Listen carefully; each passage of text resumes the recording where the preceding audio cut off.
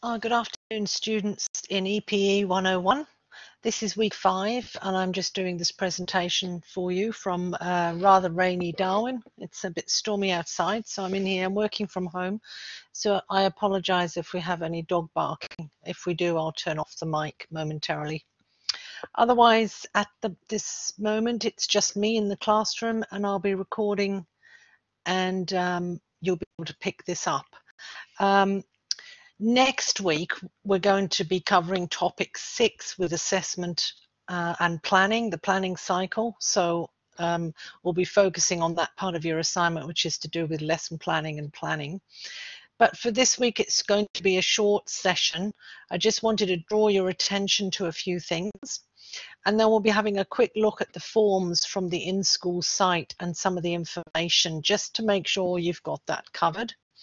At the moment, most of you, we will be still waiting for your practicum to be confirmed from in school, and I appreciate your patience. You just have to wait as you've done everything. You've given them all the information and your cards and identity. They'll be very busy following up. Students can go on practicum anytime from week 7, not necessarily in week 7.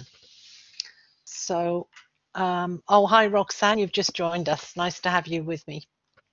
I hope you can hear me okay.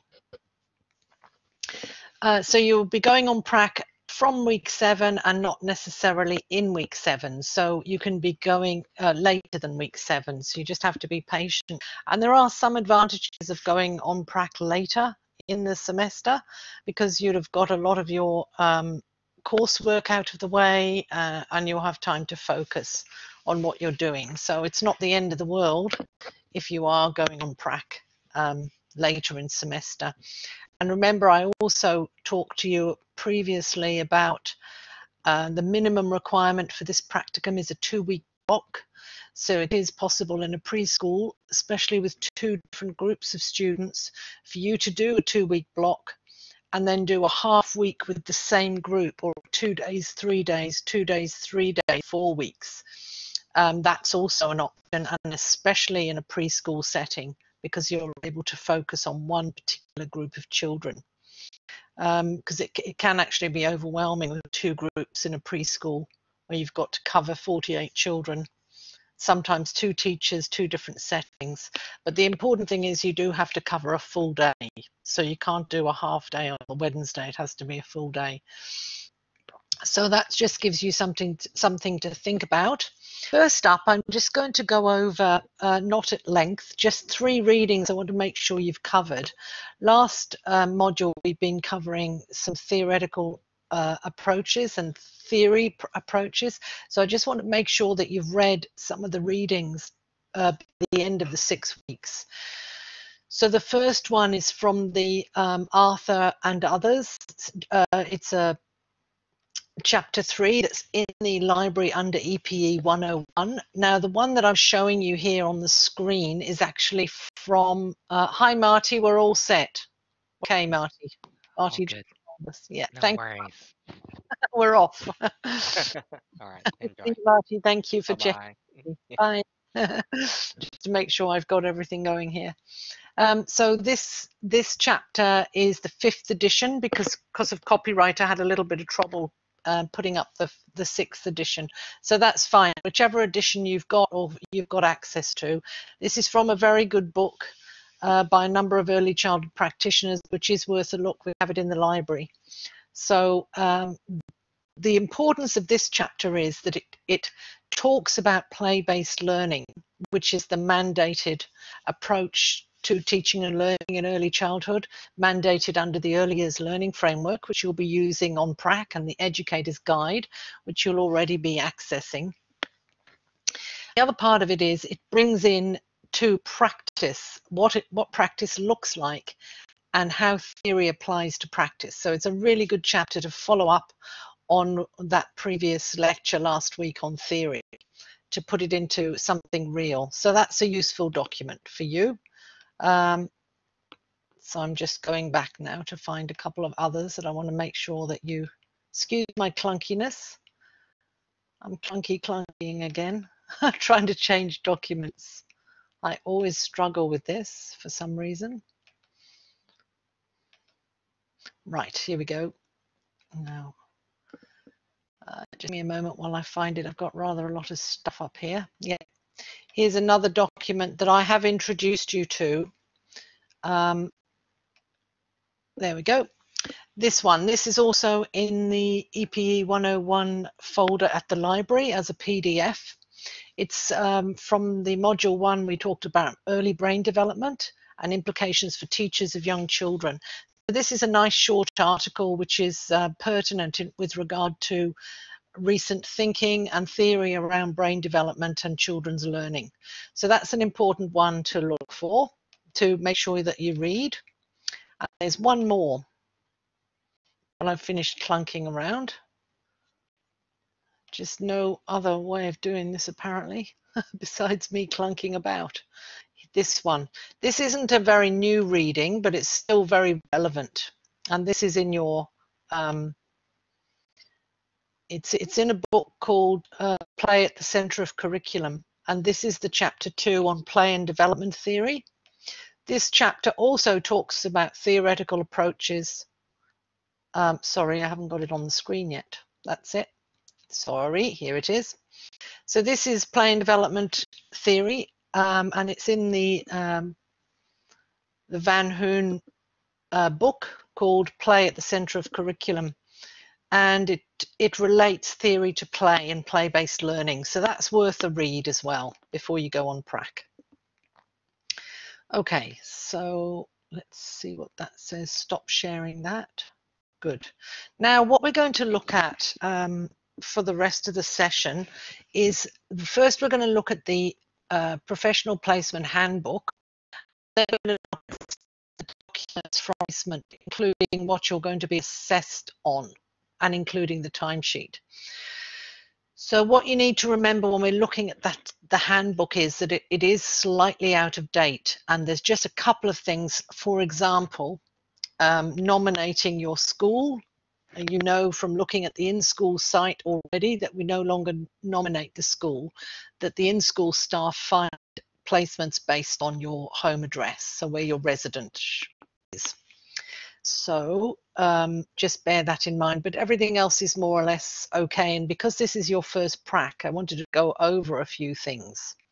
So I'm just going to find the handbook and get that up. It's a big document, so we're not going to look at it all.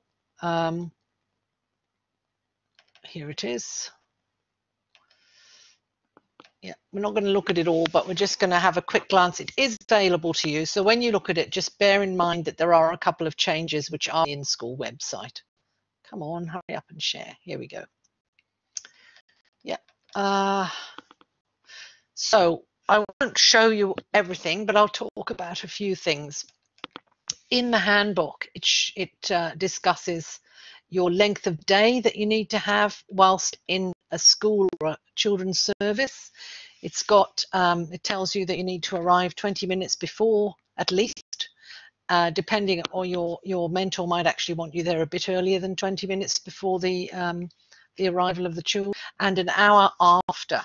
So when you have your timesheet, which I'll show you afterwards, you have to fill in a timesheet for each of your days for all of your pracs. And the reason is because the early childhood requirements and settings are very specific, and teacher registration won't register you, or a CEQA won't recognise you as an early childhood practitioner unless you've covered the set amount of days, a number of days in the different prac settings, like a baby's room, a preschool, etc. So that's why you have to demonstrate those things. So your timesheet is a legal document, needs to be filled in. Now you don't want that to look like 9, I arrived at 9 and I left at 3, because that just doesn't happen. You need to have 7.5 hour day. In childcare it might look slightly later, like an 8 or an 8.5 hour day, both of which will have a break in the middle. But you do not want to have a 6 hour day on your timesheet, because that's not counted. Has to be 7.5 hours and maybe slightly more. So make sure, because the teacher registration people right at the end of your degree will come back to us and say, no, we're not registering this student. They have to go back and complete the number of hours that's required, or the number of days required. So I hope that that's clear. The other thing is things like professionalism. That entails a lot of things. Your manner, the way you speak as a teacher, pre-service teacher, what you're wearing. So you need to make sure that you're in line with. I'm going to turn off my. Sorry, I'm going to turn off my video. Apologies, I may turn it off before. So we're just on audio from now on. So yeah, what you wear. For example, something sun smart. You won't wear off the shoulders things. You need to have polo shirt type shirts that cover your shoulders. If you're around CDU, you could actually get a CDU polo shirt and wear that. With our CDU logo on it. You need to wear closed-in shoes, for example, and if you're wearing shorts, you don't wear those shorty shorts. The short length needs to come down at least halfway between your hips and your knees, so you don't wear those shorty shorts. So there's some protocols around professionalism, and I know you're going to be in a preschool, you're going to be with 3 to 5-year-olds outside in the sandpit, so you need to wear practical clothing, but you need to be professional as well. So you might wear in a preschool and a childcare centre might look a little different, you might wear in a year 2 class, but not too different. So anyway, you can have a look in the handbook, there's some guidelines around there. So we've covered timing. So if you do happen to be off sick for any reason during your practicum, it's just like an employment issue. You need to follow the protocols for calling in sick or and emailing, following up with a medical certificate, just covering it and being professional. Your language needs to be professional as well. The other aspect of your practicum is that when you're dealing with parents, you need to just shadow behind your mentor. Don't go forwards and deal directly with parents. Just hang back unless your mentor invites you to do so. So you'll see the way that your mentor interacts with families, which is part of our standards, but you are not making that lead yourself because you're a pre-service teacher, so you're shadowing behind your mentor. Trying to think what else we need to cover. Right at the end, I'm finding this document rather large to go around. So there's right at the back of your of this document, you'll find a diagram talks about what to do if you get into any trouble or jeopardy in your prac, who to contact. You need to keep in contact with me as your lecturer within school. And we now have a new director of placements, finally. Her name is Al Strangeways. So she's the director. So she's someone that you need to keep in touch with if you are ever in any trouble on your prac. One thing you must not do is leave your prac, just pull out without contacting anyone. If you have any issues with your prac, we're there to support you to a successful completion of your prac. So for example, in a few minutes I'm going to show you some against your interim report, for example. That is at day 10 of your prac. You'll have one of those in all of your pracs. So in the interim report, you have a conversation and the teacher fills in an assessment form of how you're going. So if there's any issues that are arising at that point, you will know about it. And you'll be able to, pick up on those and improve on those areas. And if you need support from us, we will put in some targeted support to make sure that you get successfully to the end. So you're not going to get right to the end of this prac on day 20 and find out from the mentor that you're not going to pass. That can't happen. If there's any issues with how you're progressing, we'll know halfway through, you'll know too. We'll come in and support you and communicate and make sure that you are successful. Occasionally it means some extra days. That's probably the worst that can happen, but almost all students will get to the end of their prac and complete it successfully. Now the grading is we've got 2 grades, well, 3 possible grades fail, which is very, very unusual. So we won't cover that one. We've got a PO, which is placement ongoing.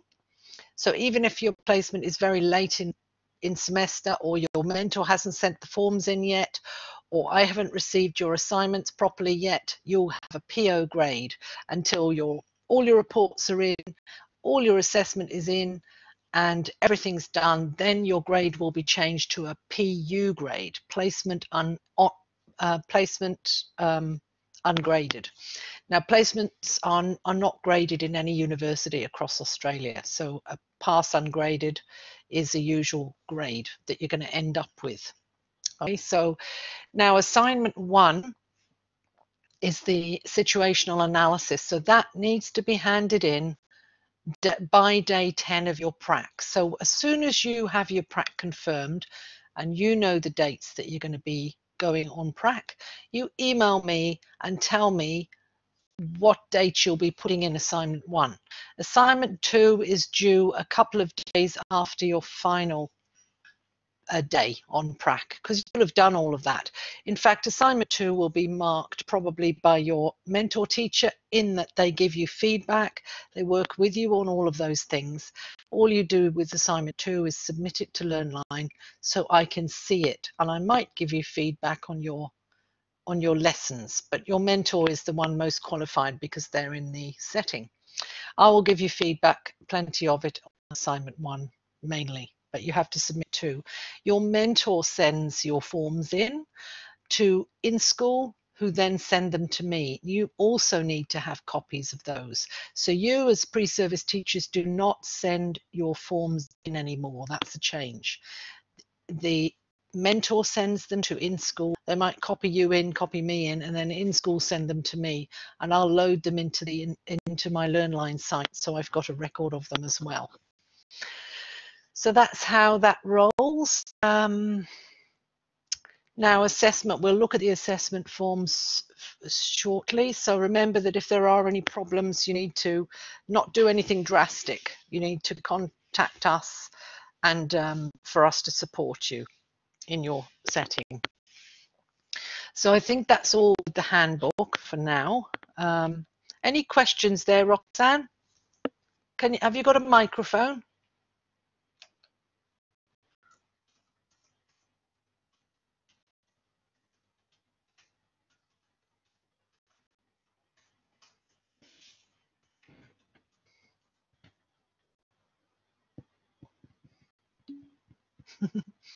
Okay, I know I'm going on and on and on. Right, so we're going to look at some of the files that you might have already looked at in the in-school site. Just let me clunk around for a minute. I had to reload them because let's look at the timesheet to start with. Yes, here's the timesheet. Very important legal document that covers, you must have the setting, the name of your teacher, the name of the school or early learning centre or preschool, the age group of the children, your mentor, the dates. And then you need to demonstrate that you've covered 20 days. And remember, you can do a 4-week block, but the minimum requirement for block is 2 weeks at this point. So bear all that in mind. And then these all go with all your assessment things. Eventually they go to the TRB, so when you register they'll have all that documentation. So this is actually quite an important document that demonstrates you've covered all those key requirement areas for early childhood as a specialist in early childhood. Right, let's just find the others.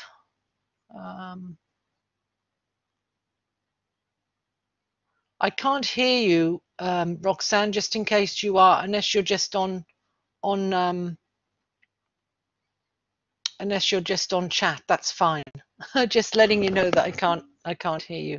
Yep, no mic, that's fine. No worries. That's fine, as long as you can hear me. So let's have a look at the guidelines and the requirements first. Let's look at the guidelines. Clunkety clunk.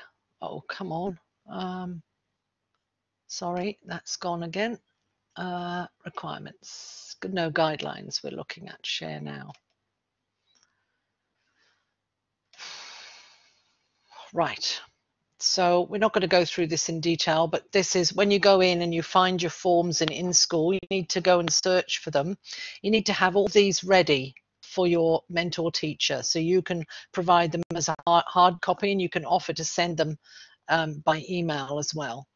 And when you do get your confirmation of your prac, you then contact the mentor and you go and meet them before you commence the prac, and you work out times of arrival and all of those sorts of things. So it reiterates some of the stuff from the handbook, the guidelines for 20 minutes before and an hour after, that sort of thing. What's required of you during week one to days 1 to 5. So you'll be doing your situational analysis and a number of things you'll be doing. So it tells you what the mentor will be doing and what the pre-service teacher will be doing. So you need to keep in touch with your mentor and communicate well with them around what your requirements are, the guidelines.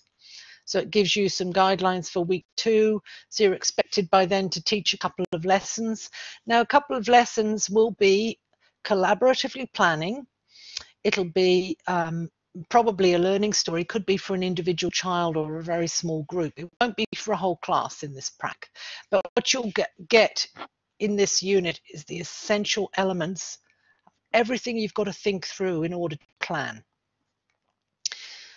So, so the main part of the planning will be done in the second half of your practicum, weeks 3 and 4.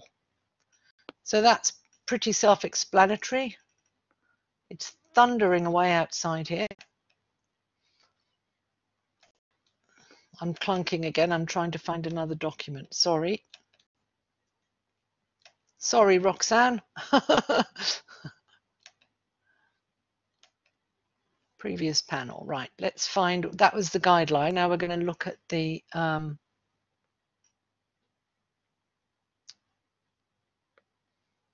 dear.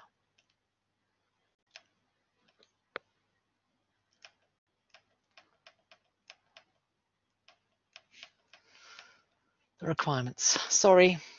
I've got rather a lot of documents up there, that's why.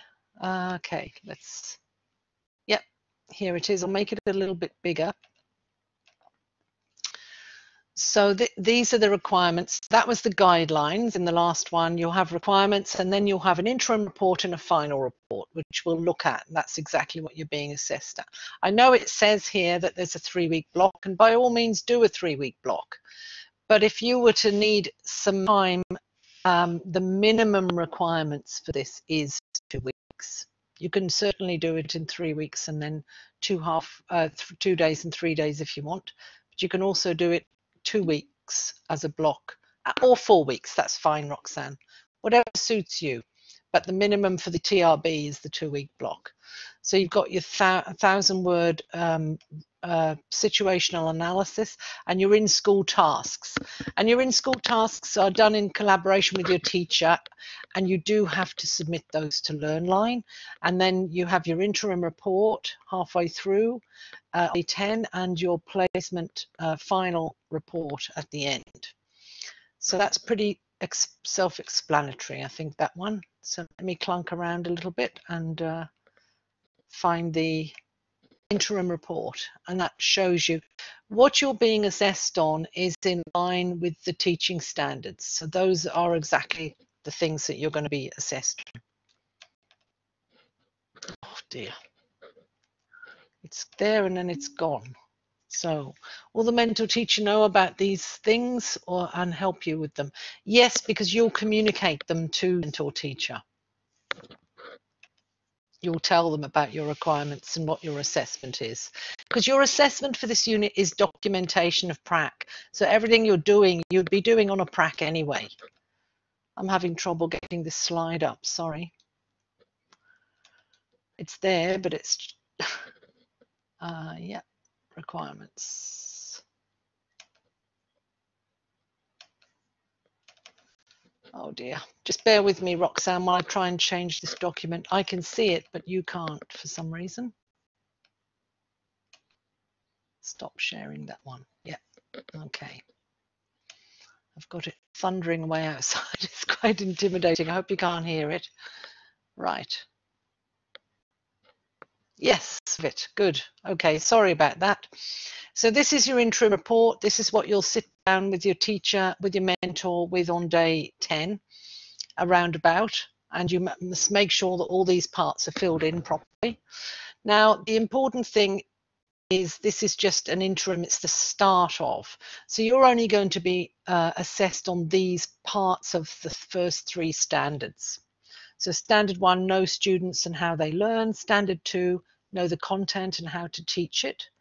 And 3, plan for and implement effective teaching and learning. So you're beginning with those things. And of course, standard 1 has 6 elements, but you're just, the teacher's just considering the first 2 and the 5th one of those. So you're starting to understand.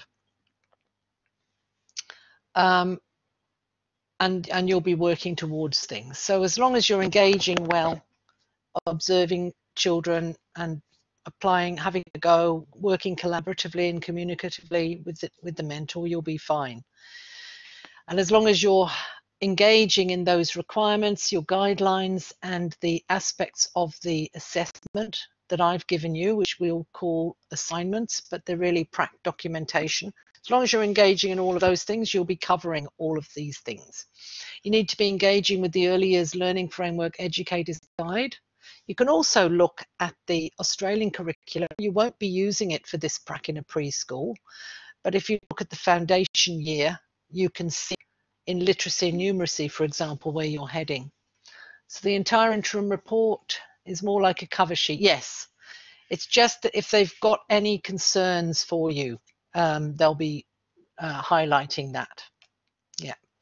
So let's look at the final report. We're going pretty fast through this, Roxanne, because it's just me and you. Let me just get rid of that, stop sharing.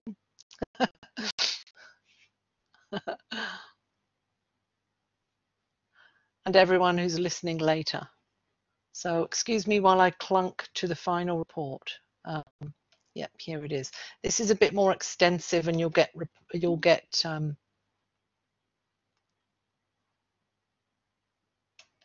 that's all right, Roxanne. You don't have to join in, but you can if you want. I hope you feel better soon. But thank you for joining me anyway. It's much more fun when I know I've got someone I'm talking to in real time. And all of you students listening later, you're welcome. So this is the final report. So you've got that top cover sheet again with all those details, especially the setting, who the children are. So this is preschool. And then you've got, I think there was more to, sorry, Roxanne, there was more to the interim report. I just didn't go to the next page. So sorry, but look at that on the, there was more to it. Look at it on the in-school site, but perhaps I'll go back to it in a minute. I do beg your pardon. So this one, it's got the start of some focus work, working with others, focused, attitude and professionalism. Yeah, so let's try the other one. There we go. Yeah, it's moving this time. Oh dear, it's the key system. Time management and quality of your work. So don't throw things together. Be very careful when you're doing your lesson planning or your learning stories. You need to be explicit in all your thinking and your rationale, your observations, what the target outcome for learning is, what the diversities of the children are, what resources you're going to use, what time, how much time it's going to take, how you're going to interact, details about your play-based learning, links to child development, links to the frameworks, of course, and even links to theorists in your approach you can have. So explicit. What a brief list. Yes, we will be a list of, hang on a minute, let me just check what you're saying there. Are you able to put a brief list of documents like these we should print out? Yes, these are they. So what you need to do when you go onto the in-school site, these are listed there. So for example, you'll have your timesheet, your requirements, your guidelines, your interim report and your final report all in that one place where you download them. And the reason why I'm not just giving them to you is because I want you to have a good look at the in-school site, make sure you've gathered all the information, look at student resources, look at the mentor resources. You need to become very familiar. Yeah, so all in one place. So the in-school site straight from the CDU website. So we're continuing on now with the final report. We're going to go back to the interim report after, because I'm sorry I didn't show you the full report. Sorry about that, Roxanne. And then we move to the next part, which are the standards. You see there's a bit more detail in the standards that you're going to be familiar with on these. It talks about family and context, but as I said, you're shadowing the mentor. You're not sticking your neck out, getting to know families. You shadow the mentor and let her or him take the lead. Right, let me get back to my document.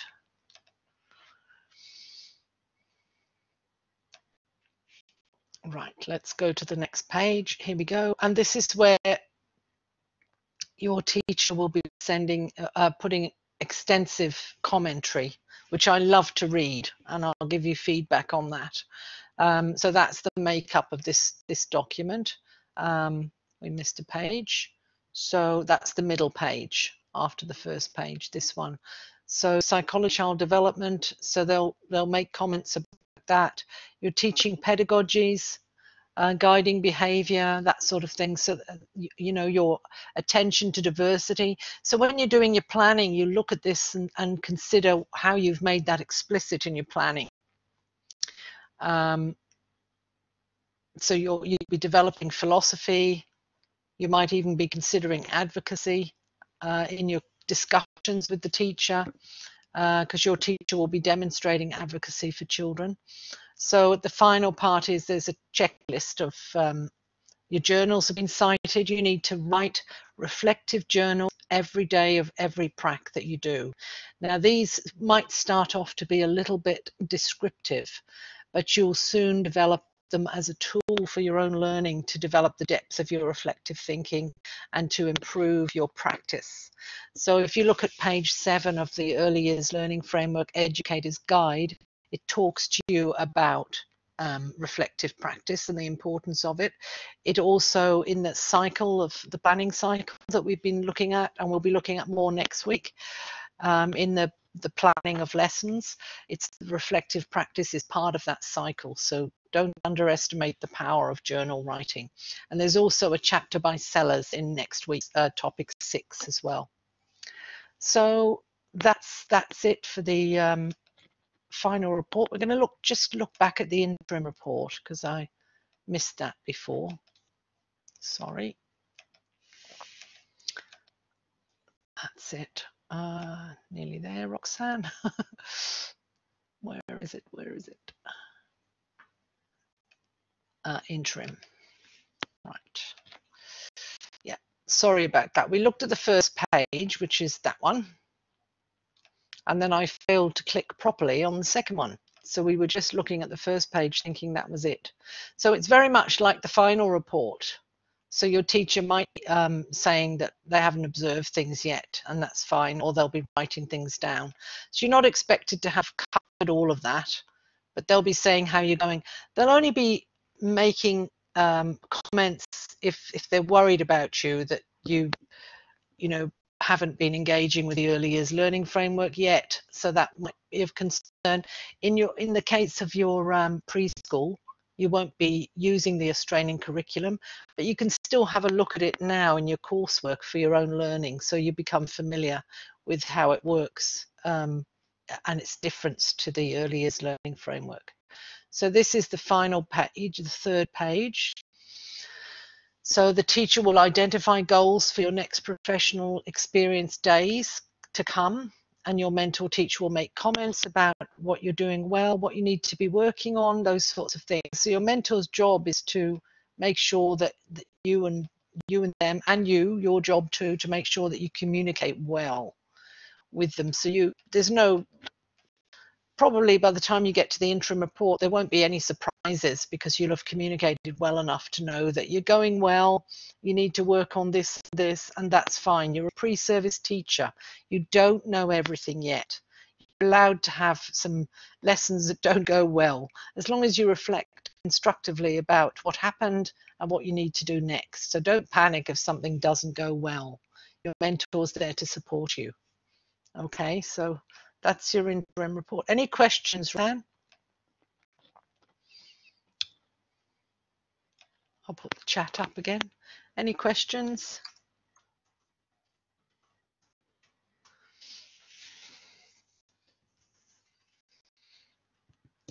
Okay. Now what's on my list? Okay, so that's what I wanted to cover today. I just wanted to cover to make sure you've done those readings, and of course you're just hoping not to get there and be nervous and like I have no idea. Right. Yes, that's how most people will be feeling.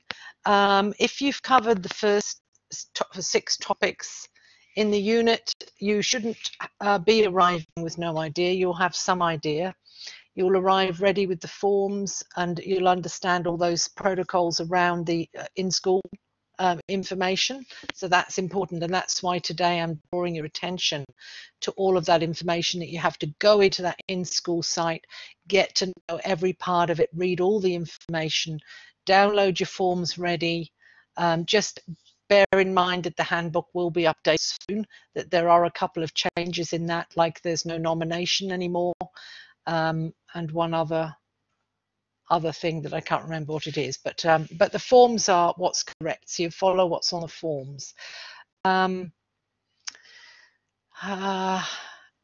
It's natural for you all to feel nervous, and I think when you get your confirmation and you are given your mentor's contacts, you contact your mentor, you go visit, you'll feel much more reassured because you've been to the setting, you've looked at the preschool where you're going, you know the mentor. You might not have met the children yet because you might meet them after school, but you'll feel much more reassured. And next week we'll go over planning, but we'll also go over the checklist of everything that you have to have, and it's all in association with your assignment 1 and assignment 2. So you need to have a place where you're going to keep your reflective journals, for example. Are you going to handwrite them? Are you going to electronically type them in? Where are you going to keep them? How are you going to share some of them with your mentor? How are you going to do your planning? You're going to plan collaboratively. You're probably going to use a learning story approach, but you let your mentor collaborate with you and guide you on that. So if you're on a preschool, it's likely that it's going to be a learning story approach. You're going to need a format for your observations, which if you look in the resources in the in-school site, you can adapt some of those documents. Some of them really do need adapting. They're not the best because they're very school orientated. So you need to adapt those sorts of things. How are you going to write notes about the behavior observations that you're going to do? That sort of thing. So that's the way you will be getting organized with all your folders, what you're going to record things on, and how you're going to do your planning and all of those things that are associated with that second assignment. And you need to familiarize yourself with the Early Years Learning Framework and the Educator's Guide, the ASEQA quality standards that you'll write about the first 4 in that first assignment. You've covered all the protocols and your professionalism. You'll have been to the EITSL website and understand those teaching standards that you're being assessed on. So by the time you get to go on prac, you'll feel ready. A little bit nervous, yes, of course, but you won't feel anxiety. You'll just feel a little bit nervous, and that's natural. But I think once you've met your mentor and you've been to the setting, you'll feel much better. I wouldn't be turning up on the first day and that's when you first meet your mentor, the first time you go into the scene. So, yeah. I hope that's reassured you, Roxanne. All right, so I think that's all for today. Yeah, so unless you've got any questions, Roxanne, we'll leave it there. It's a bit of a short session, but that's okay. So next week we'll cover the planning and my planning checklist that I'll give you, and we'll go over any questions you have and worries you might have, or any other things that come up. And do feel you can certainly email me with any questions if you want to. Great, that's good. Thank you so much for joining me, Roxanne, and anyone else who's joining us at a later time. Thank you, and I'll talk to you next week. Thanks a lot. I hope you feel better, Roxanne. No worries. Bye-bye.